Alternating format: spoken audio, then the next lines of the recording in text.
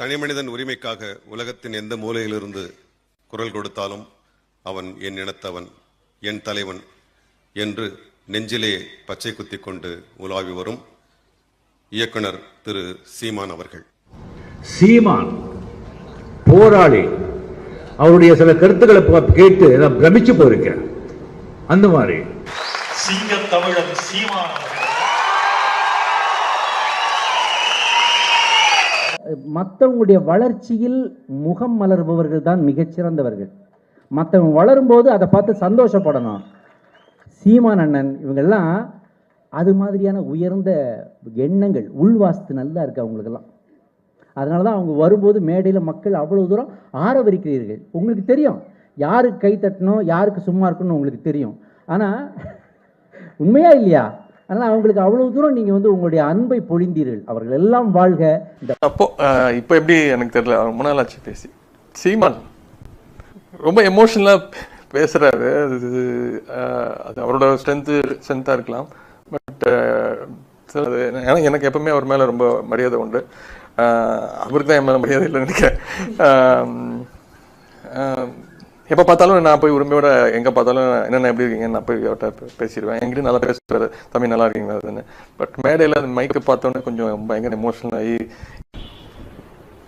அண்ணன் செந்தமிழன் சீமான் அவருடைய பிளஸ், அவருடைய பேச்சு, அவருடைய சிந்தனை, அவருடைய வெளிப்பாடு, அவருடைய கோபம், அவருடைய நேர்வு, கூட்டணி இல்லாமல் தனித்து நிற்கக்கூடிய ஒரு துணிவு. இப்படி பிளஸ்னா ஒண்ணு கிடையாது, எக்கச்சக்கமா இருக்கு. சொல்லிக்கிட்டே போலாம். அவர் செய்யறது எல்லாமே இப்ப பிளஸ்ஸா தான் இருக்கு. உண்மைதான், தமிழ்நாட்டுல தமிழர்களுக்கு நிறைய வாய்ப்புகள் பறிக்கப்படுது, உண்மைதான்.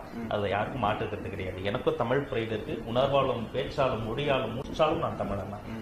இது இப்போவுமே என்னுடைய தம்பி செந்தமிழன் சீமான் அப்படிதான் பேசுவாரு. 15-20 வருஷத்துக்கு முன்னாடி அமைதிப்படை காலகட்டத்தில் உதவி இயக்குனரை சேர்ந்த காலத்துல இன்னும் அந்த புலி எவ்வளவு வேகமா இருந்திருக்குன்னு யோசிச்சு பாருங்க. அந்த ஒரு புலி குட்டி இங்க பார்த்த கதிரழகனுக்கு பேர்ல. தம்பி கவலைப்பட வேண்டாம், பல பேர் தயாராயிட்டு இருக்கிறாங்க. இந்த இனத்திற்காக துள்ளி எழுந்து போராடுவதற்காக பல குட்டிகள் தயாராகி கொண்டது, பல புலிக்குட்டிகள் தயாராகி கொண்டிருக்கிறது என்பதை மகிழ்ச்சியோடு தெரிவித்துக் கொண்டு விடைபெறுகிறேன். நன்றி, வணக்கம். என்னோட சிங்கங்கள் எங்க அண்ணன் கருணாசன், சீமான் அண்ணன் அவங்க உட்கார்ந்துருக்காங்க. நாம பார்த்தா இன்னைக்கு அவங்க 2 பேரும் ஃபுட்டேஜ் நிறைய பேர் சாப்பிட்டோம்னு நினைக்கிறேன். அவங்களுக்கே பத்தாது. அவங்க உட்கார வச்சுட்டு இங்கே எல்லாரும் ரொம்ப நேரம் பேசிட்டு இருக்கோம். இருந்தாலும்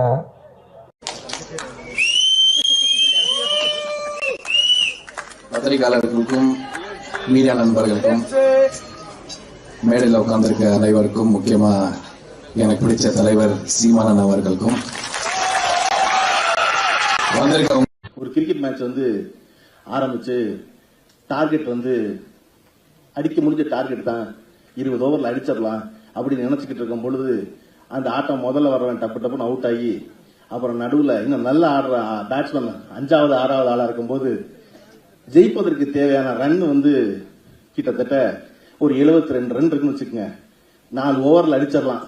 யாராவது அடிங்கடா அப்படின்னா ஒவ்வொருத்தரா ஸ்லோவானா அந்த கடைசி 2 ஓவர்ல எல்லா பாலையும் 6 அடிச்சிட முடியும்னு நம்புற சீமானு வைரமுத்து கீழே உட்கார்ந்து பேட்டை கொடுங்க காத்துட்டே இருக்காங்க.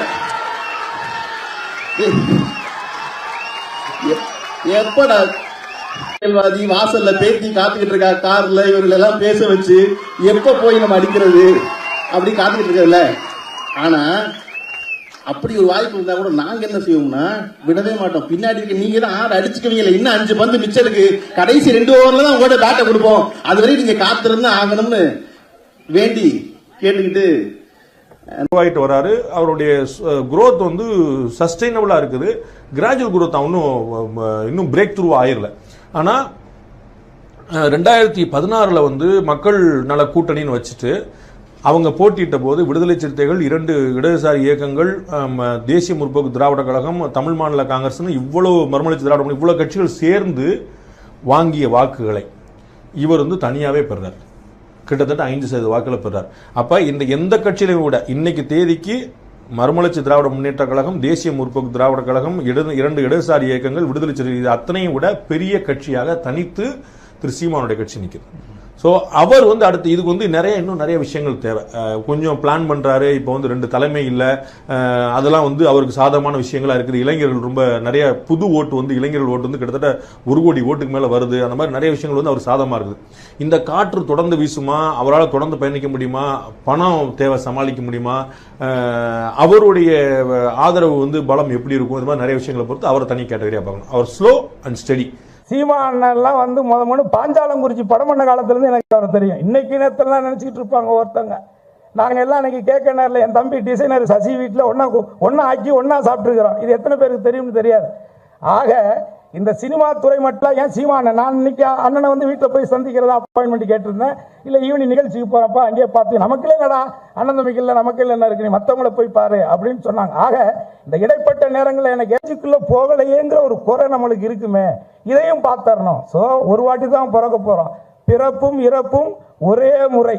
அது நம்ம சார்ந்த நம்ம மொழிக்காக இருக்கணும், நம்ம மண்ணுக்காக இருக்கணும், நம்ம மக்களுக்காக இருக்கணும். அதைத்தான் சீமான் பேசிட்டு இருக்கிறார். பார்க்கும்போதெல்லாம் பொறாமையெல்லாம் ஒன்றும் இல்லை, அவர் பேசுறதை கேட்கும் போதெல்லாம் பொறாமையா இருக்கும். நமக்கு தமிழ் இப்படிலாம் வரவே இல்லையே, எப்படி இவ்வளோ சரளமாக பேசுனாரு அப்படின்னு சொல்லிட்டு. ஸோ அந்த மாதிரி அவருடைய ஒவ்வொரு இதுவும் போட்டு கேட்கும்போது யூடியூப் நான் அதெல்லாம் போய் பார்க்கறதே இல்லை. ஆனால் இவருனால தான் அதை போட்டே பார்க்க ஆரம்பிச்சு. வாய்ப்புகள் அந்த நேரத்தில் கிடைக்கிறது இல்லை, அந்த நேரத்தில் கிடைக்காதனால அப்புறம் நமக்கு வாய்ப்பு கிடைக்கும் போதுன்னா இப்போ இது எதில் போனால் கிடைக்கணும், இதில் போனால் அதில் போனான்னு சொன்னால் அப்போ அதில் போய் பார்த்தோம்னா சகட்டு மணிக்கு பேசிக்கிட்டு இருப்பாரு. அது கரெக்டாகவும் இருக்கும். சில பாயிண்ட்டுகள் அந்த பொலிட்டிக்கல் ஆளுகளை பேசுறது இருக்க பாயிண்ட் சொன்னால் அந்த மாதிரி. ஸோ அவருடைய அந்த எல்லாத்துக்கும் அந்த இது வந்துடாது, அந்த மைக்கு பிடிச்சி அப்படி பேசுறது, அந்த ஃப்ளோ, அந்த கரெக்டான பாயிண்ட்டுகள். அது எவ்வளோ நேரம் பேசுறது, கொஞ்சம் கூட அதை பார்த்து இதை பார்த்தோன்னா என்ன சொல்லுவாங்கல்ல, அந்த மாதிரி சில பேருக்கு சில விஷயங்கள் தான் வரும். அதனால நம்ம அதை பார்த்துக்கிட்டு சந்தோஷப்படலாம், அவ்வளோதான். இங்கே என் அருமை தம்பி சீமான் வருங்கால முதல்வர் என்றார்கள். நான் இப்பவே முதல்வர் தான். எவனெல்லாம் தமிழுக்கு ஆபத்து வருகிற போது, தமிழனுக்கு பிரச்சனை வருகிற போது எழுந்து நின்று வீர முழக்கமிட்டு அதை தடுக்க பார்க்கிறானோ அவனெல்லாம் முதல்வன் தான். தமிழுக்கு டெல்லி வரை சென்று காவல் தூக்கி இன்னைக்கு போராட இளைஞர்களை எடுத்தவொடனே ஜெயில போட்டு 1 மாசம் 2 மாசம் அடைச்சு போராட்டத்தை அடக்குகிறானே அவன் பேடி. அவன் என்ன பதவியில் வேண்டுமானாலும் இருக்கலாம். என் தம்பி சீமானை நான் ஒரு விதத்தில் பாராட்டுகிறேன். இன்றைக்கு தமிழகத்தில் எத்தனையோ தலைவர்கள் இருக்கிறார்கள்.